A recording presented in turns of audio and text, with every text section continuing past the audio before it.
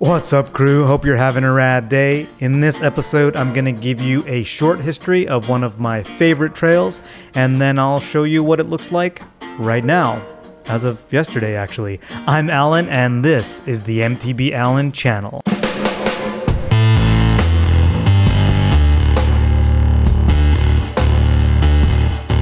I'm Alan, this is the MTB Alan channel. Check to see if you're subscribed. If you're not, hit the subscribe button and I will show up in your feed every Monday with rad episodes like this one where we go through the last few years of changes on Partywave to Westridge. If you're a Snow Summit park rat like me, you've probably heard the phrase Partywave all day. And while I know that variety is the spice of life, maybe I've waited in line like 30 minutes and I want to pick a trail that I know is going to deliver. Partywave to Westridge is that trail. And after all, it does offer quite a bit of variety. Or at least it used to. As of 2020, it's gotten pretty dialed and pretty flowy. But is that a good thing? If you've ridden Snow Summit long enough, you may have experienced different versions of Partywave to Westridge, and if you have comments on those previous years where there were different features and whatnot, I would love to hear what your thoughts are on that. I, for one, missed this kind of turning rock garden that used to live at the top of Partywave. In 2018, the rock garden got pretty much removed and the wood berms came in.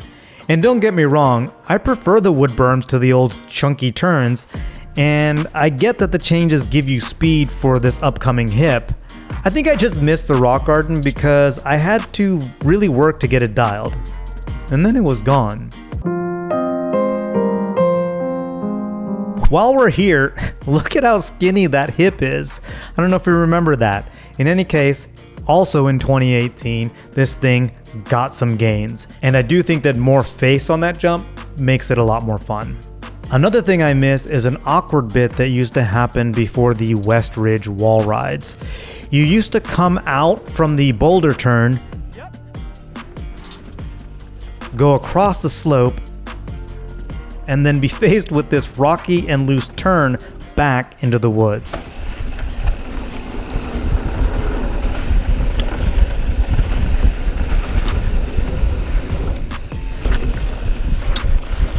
But along with the other changes in 2018, a reroute kept you out of the woods and offered these dual slalom turns. Ew. They stayed through 2019 and this year have been replaced with these wide and supportive turns. Snow Summit! I really dig the second turn because you can go totally no brakes on it, your speed is set up, and you don't have to do any pedaling through the loose straightaway. And then further down the trail, after these two jumps,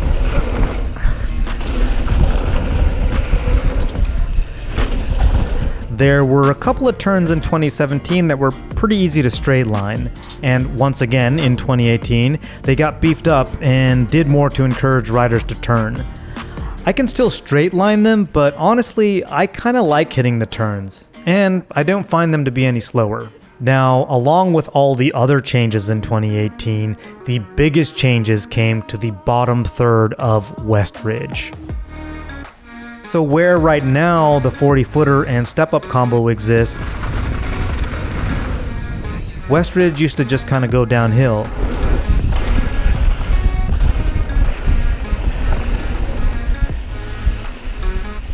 But then it used to also go across the gully and have a few more turns on that side. Including this one fast and risky one.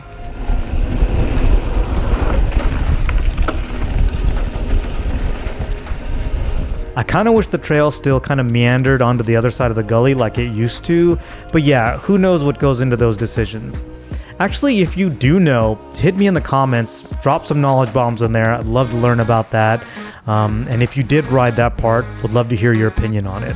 Now, while the majority of the changes happened in 2018, one of the most recognizable changes came in 2019 with the addition of this feature at the entry of Partywave. Lastly, let's have a look at some of the tweaks that have come in 2020.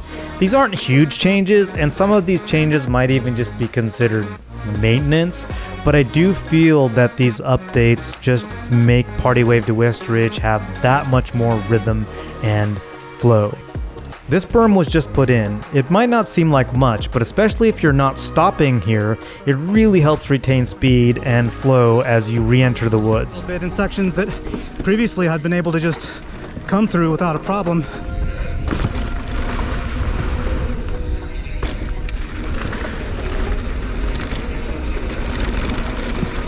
This whole area has gotten smoothed out. I think there were maybe some rocks in here that got pulled out, but it does make it a lot easier to regulate your speed as you go in for the boulder turn. And then this berm has just generally been more maintained. On their trails. Now, here's the big change. Yeah! Oh, look at this! Oh my god! Woo! Ew! So much nicer! Pavers! Yeah, way nicer. Ew! Yeah!